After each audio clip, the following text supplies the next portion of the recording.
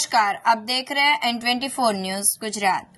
सूरत शहर में फरियादी का ट्रक रोककर ₹3000 नकद और ट्रक की लूट कर फरार हुए आरोपी को कुछ ही घंटों में गिरफ्तार करती Udhna police station surveillance team.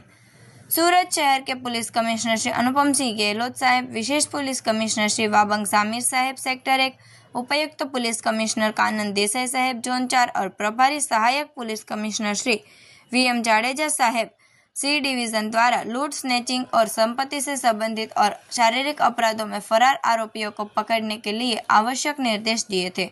आज सुबह करीब 6:15 बजे फरियादी अशोक लेलैंड कंपनी का ट्रक रजिस्टर नंबर GJ05CU2623 लेकर उधना भाटेना के नहर रोड पर अवध कंस्ट्रक्शन के सामने से गुजर रहा था। तभी दो अज्ञात व्यक्तियों ने ट्रक के आगे आकर उसे रोक लिया। दोनों ट्रक की केबिन में ड्राइवर साइड से चढ़ गए। एक आरोपी ने ट्रक की चाबी निकाल ली और फरियादी की जेब से ₹3000 नकद निकाल लिए।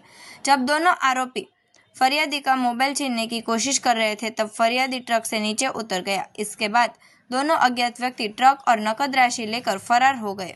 इस मामले में फरियादी की शिकायत के आधार पर उधना पुलिस स्टेशन में अपराध रजिस्टर क्रमांक 2025 के तहत भारतीय न्याय संहिता 2023 की धारा 309(4)(3)(5) के अनुसार मामला दर्ज किया गया।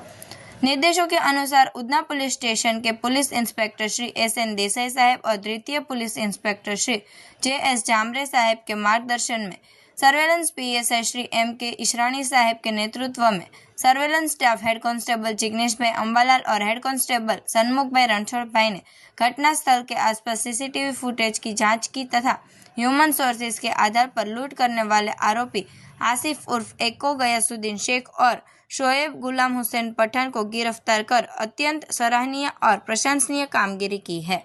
देखते रहिए N24 न्यूज गुजरात, सिर्फ हम तक ही नहीं सब तक।